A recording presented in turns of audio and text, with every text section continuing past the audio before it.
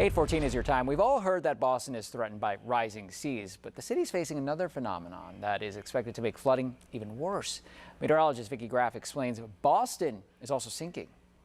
To hear that Boston is sinking, it truly puts a pit in my stomach. But that's exactly what scientists are finding, that Boston is fighting a war on two fronts: rising seas and landmass that's actually sinking. So if we have a declining surface, we have relative sea level rise, and that in turn creates more frequent flooding events, more severe flooding events. This sinking phenomenon is called subsidence, and it's being detected in other major coastal cities. James Heiss is an associate professor of hydrogeology at UMass Lowell. He says although the rate of depression is measured in millimeters annually, the negative effect is real. In New England and Massachusetts, subsidence contributes about 15% of sea level rise. One contributing factor in cities like Boston is the sheer weight of development, all those heavy skyscrapers. Another reason particular to this region is traced back to the Ice Age. What would happen is the weight of those glaciers would force the crust of the Earth downward.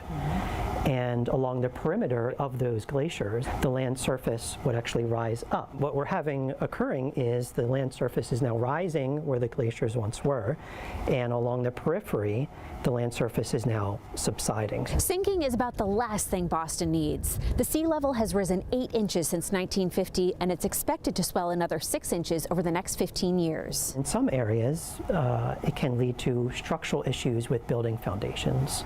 Subsidence poses a threat to places like the Back Bay, which was built up and expanded with fill back in the 1800s. My district in particular will be hit first and worst. City Councilor Gabriela Coletta Zapata represents East Boston and other neighborhoods that ring Boston Harbor. What concerns me the most is this sunny day flooding that we're seeing during king tides. So the question for me now remains is, because it is a matter of when, not if, we get a major storm like Hurricane Helene or Hurricane Milton, when I hear that scientists are saying that Boston is sinking, I think about the real world implications that it has on people that live in my district.